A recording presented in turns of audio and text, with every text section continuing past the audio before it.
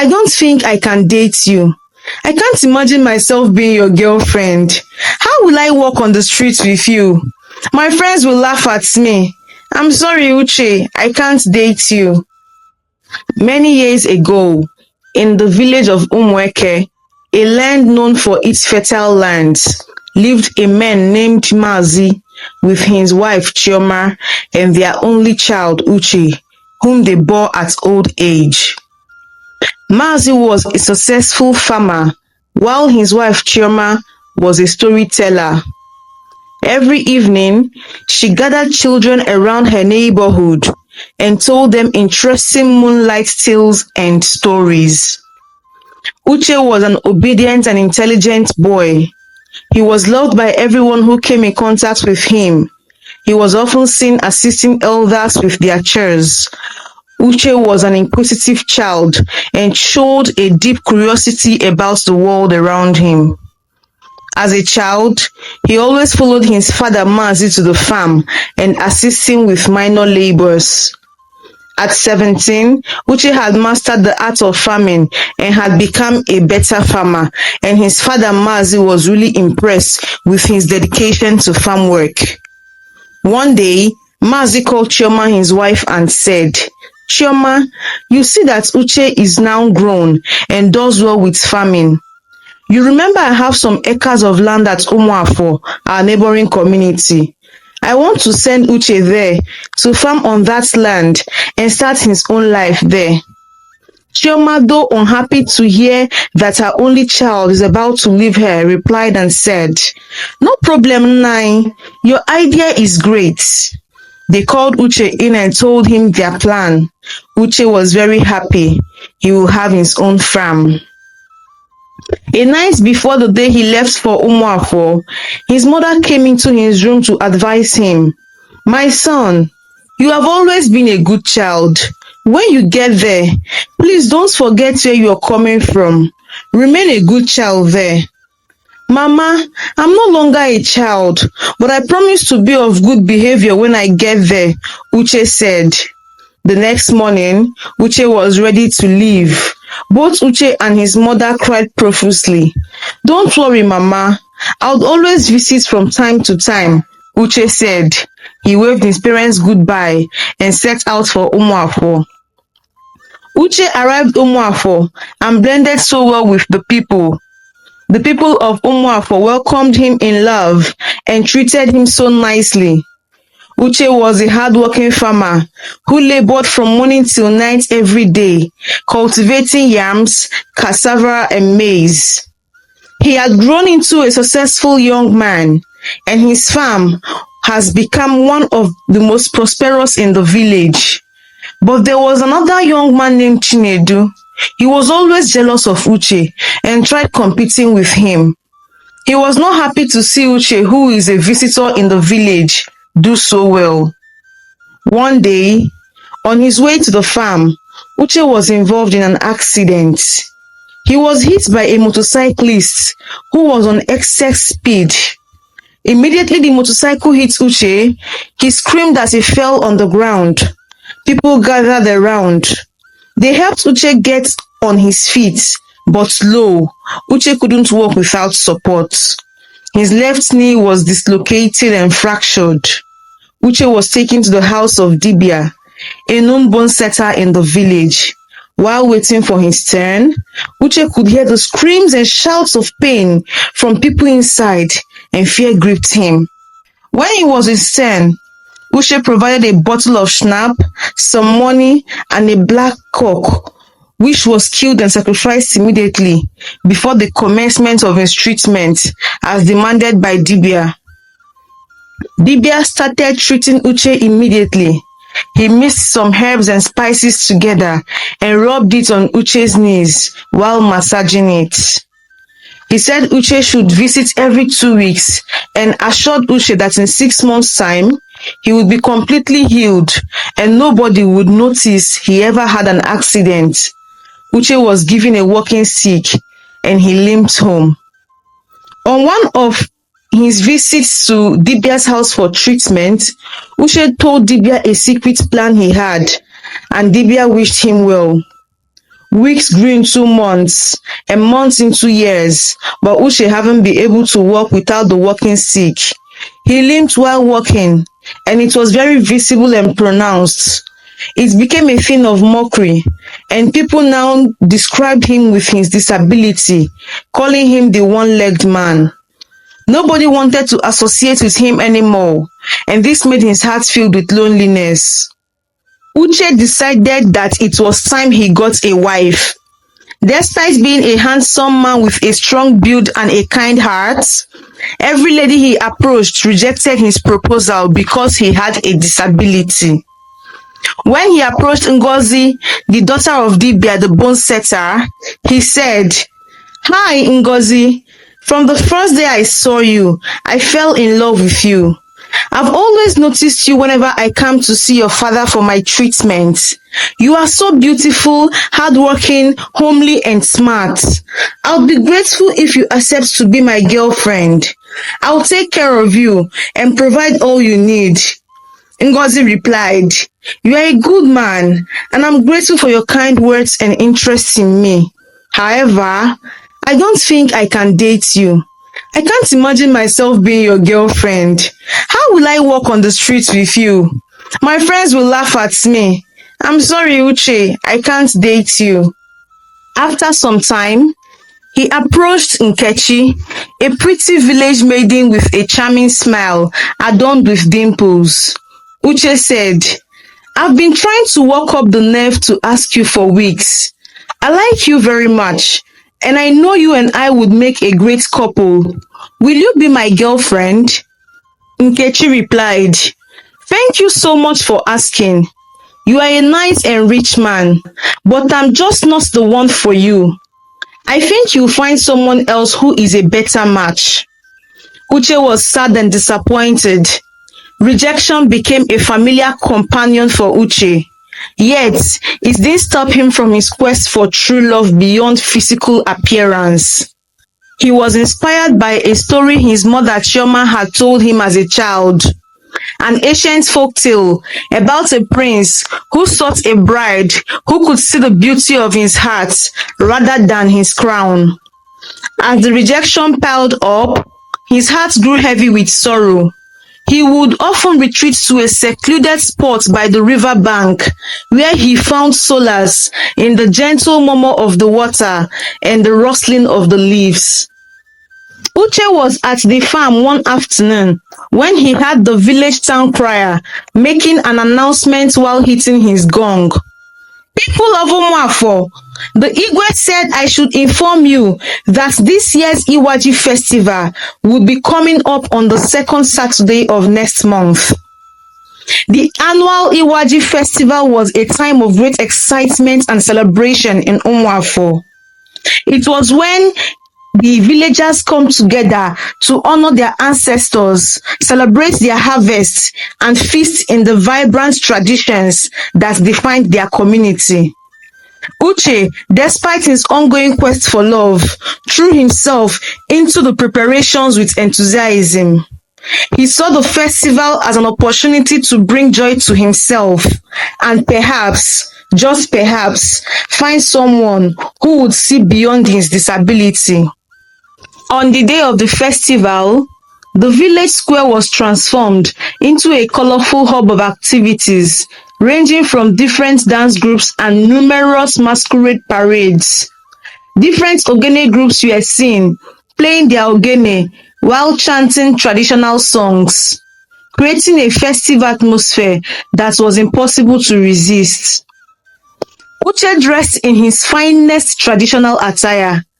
Despite his limping leg, he radiated an inner strength and confidence that caught the eye of many. He moved through the crowd, greeting villagers and participating in the various activities with genuine passion. The festival reached its peak with grand dance competition. Dancers from Umuafo and other neighboring villages gathered in the square, ready to showcase their talents and vie for the post of best dancer. The drums began to beat, their rhythm pulsating through the air, and the dancers took to the stage, each move more graceful and mesmerizing than the last. Among the spectators was a young woman named Ada. She was known for her beauty and composure. She had recently returned to Umuafo after living with her aunt in a distant city, and the festival was her first opportunity to reconnect with her roots. As Ada watched the dancers, her eyes were drawn to Uche. She had heard whispers about him and his disability, but she saw something different in him, something that intrigued her. She watched as he moved around the crowd, his kindness evident in every interaction. When the dance competition ended, Uche was standing under a mango tree when Ada approached him, her eyes sparkling with curiosity. "Hello, Uche," she said, her voice warming and inviting. "I am Ada. I couldn't help but notice you enjoying the festival." Uche turned to her, a smile spreading across his face. "It's a pleasure to meet you. The festival is indeed a wonderful celebration of culture and community." Ada nodded, her gaze steady and thoughtful. "I've heard many things about you, Uche. The village maidens talk about your kindness and your hard work, but especially your limping leg." Uche was surprised that Ada had heard about him already. As they walked home, they continued to talk. Uche felt a connection with Ada that he had not felt with anyone else.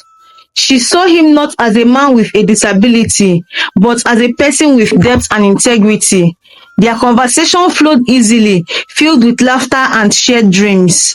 By the end of the evening, Uche realized that he had found a kind spirit in Ada. She had looked beyond his disability and seen the man he truly was. Hope blossomed in his heart, and he knew that this was just the beginning of a journey that could lead to the love he had long sought for. The days following the village festival was filled with a sense of anticipation for Uche. His encounter with Ada had left a lasting impression on him, and he found himself thinking about her constantly.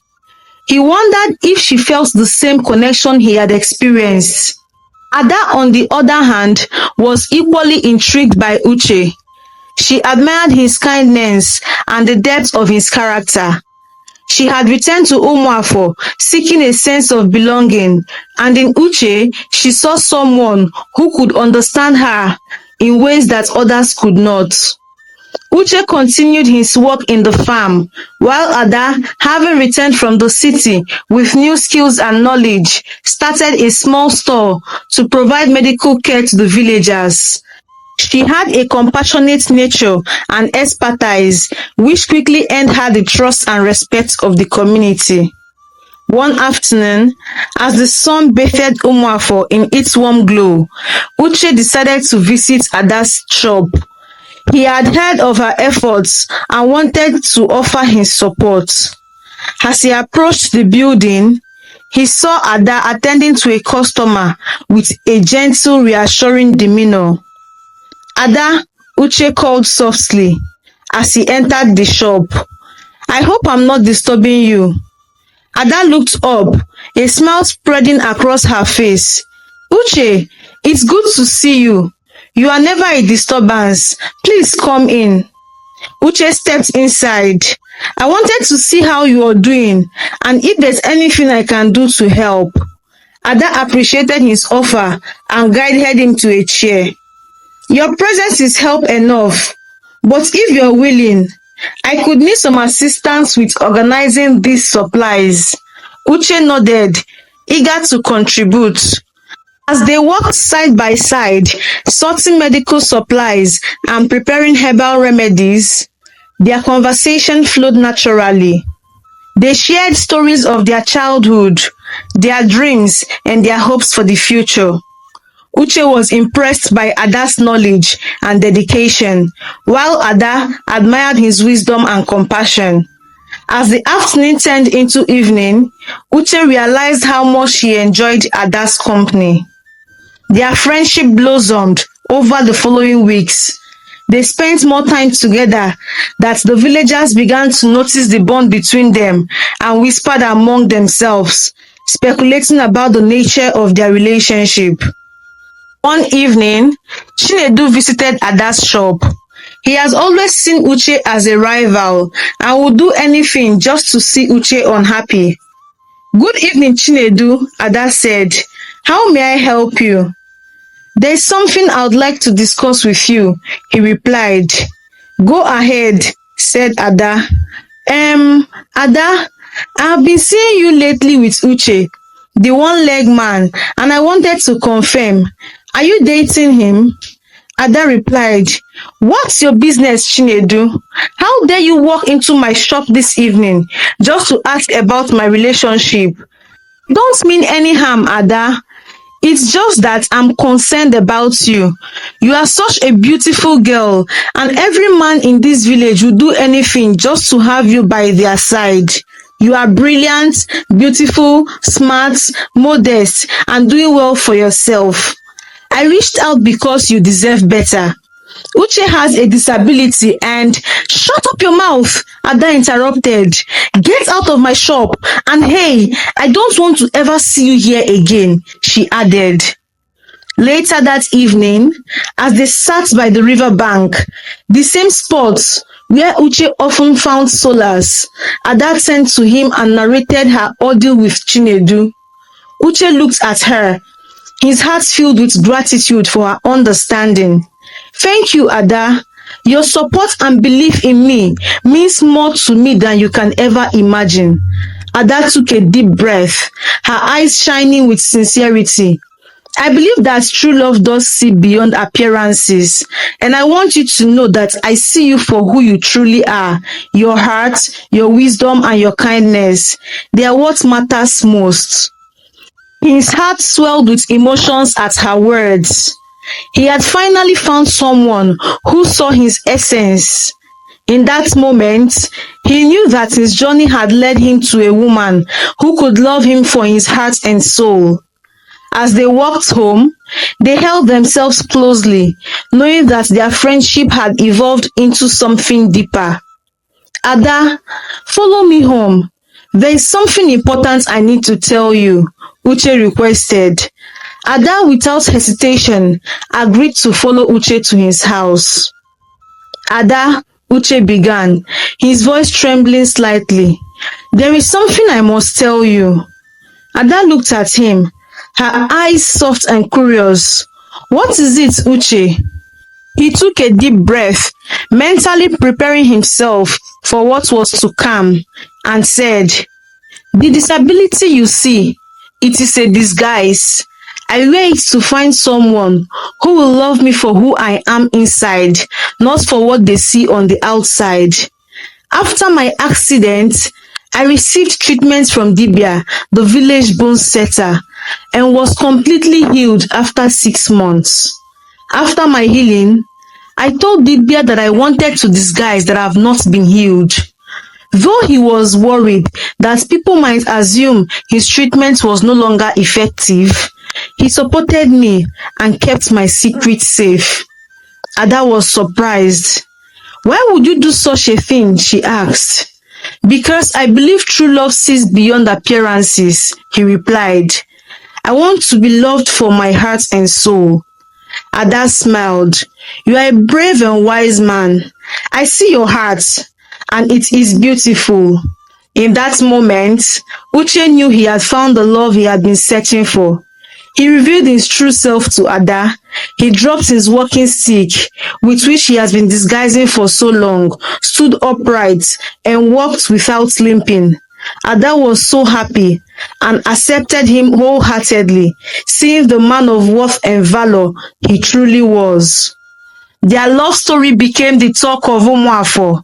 Uche and Ada were married in a grand celebration, attended by all the villagers who had once turned him away.